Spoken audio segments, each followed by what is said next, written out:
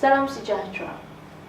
Bertemu kita sekali lagi dalam rancangan Falsafah Nusantara. Dalam episod kali ini, kita akan membongkar rahsia dan falsafah di sebalik keris.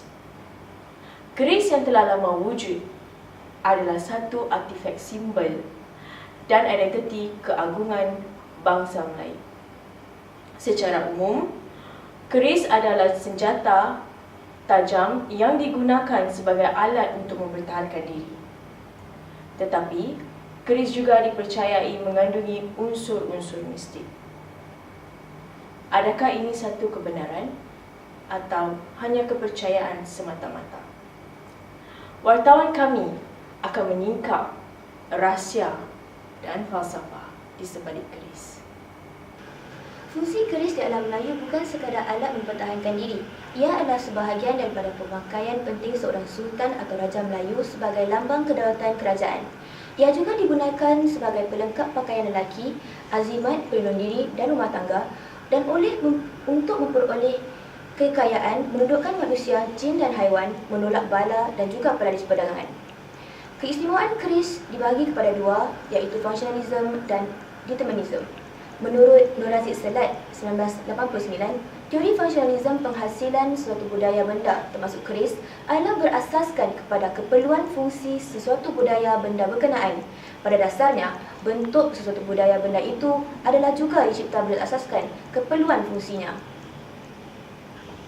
Teori determinism menurut Nasmith 1995 pula mengatakan setiap kewujudan atau penciptaan adalah kerana satu tujuan, sebab atau hikmah tertentu.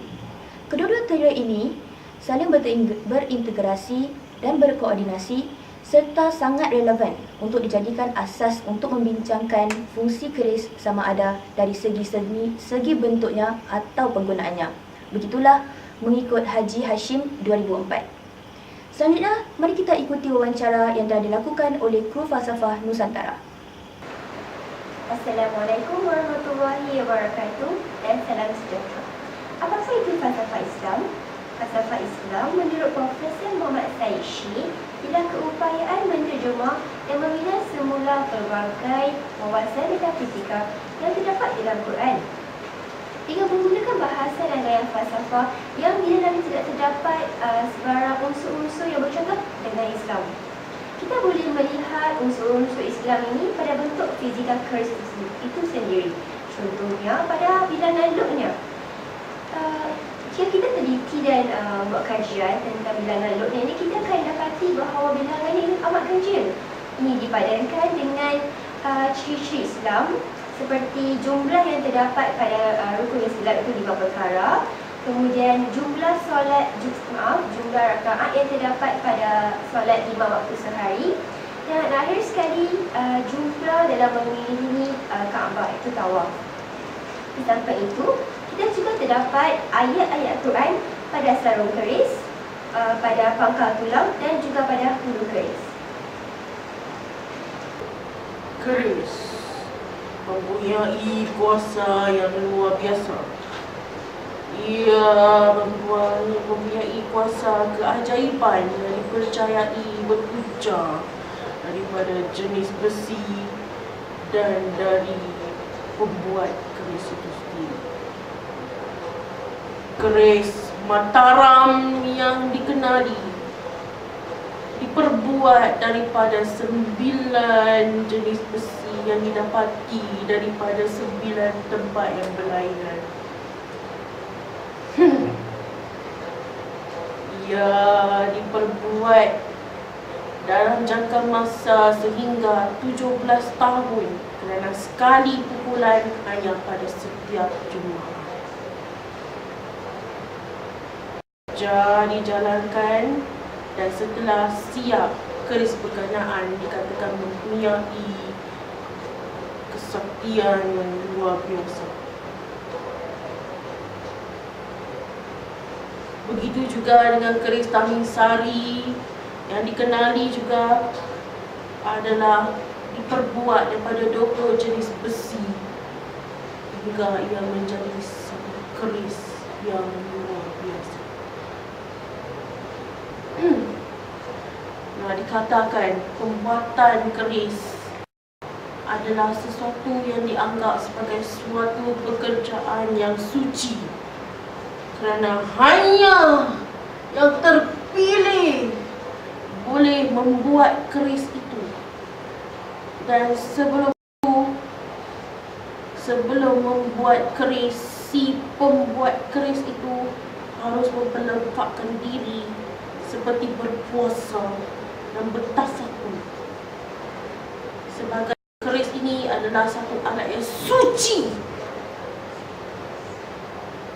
dan harus dipelihara dengan baik dan disimpan di tempat yang khusus dan khas, dan dibungkus dengan kain kuning atau kain putih dan disimpan di tempat yang tinggi supaya tidak dilangkahi ataupun dipermainkan. Untuk menyucikan keris pula, ia harus dibuat setahun sekali pada bulan Muharram. Itu dia falsafah di sebalik keris yang penuh dengan keajaiban. Bahagian keris boleh dibahagikan kepada beberapa bahagian, iaitu bulu keris, mata keris, pamor, loop dan warangka, atau lebih dikenali sebagai sarung keris.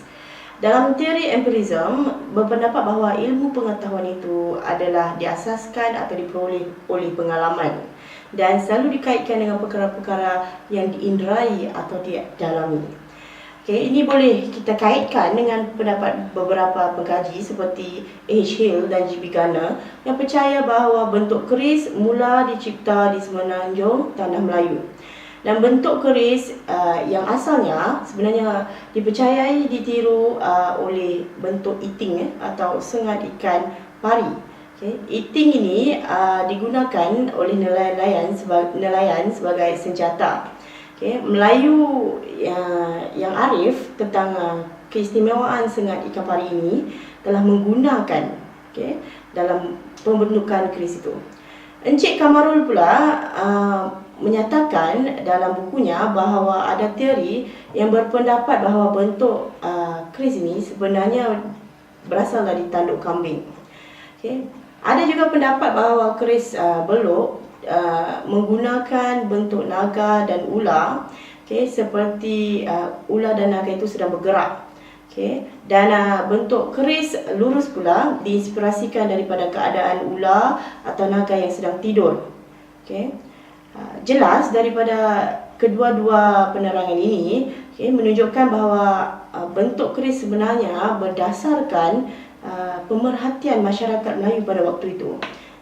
Dari pemerhatian mereka itu, mereka menggunakan untuk mencipta bentuk keris. Ini menunjukkan bahawa mereka sangat kreatif. Melalui keris dapat kita lihat falsafah, cara pemikiran dan cara kehidupan masyarakat Melayu pada masa keris itu dihasilkan. Oleh kerana peredaran zaman, keris melalui banyak perubahan, baik dari segi yang positif maupun yang negatif. Semoga episod kali ini memberi kesedaran tentang pentingnya keris supaya maruah ciptaan nenek moyang kita dapat dipertahankan. Berjumpa lagi kita pada episod yang akan datang. Selamat malam.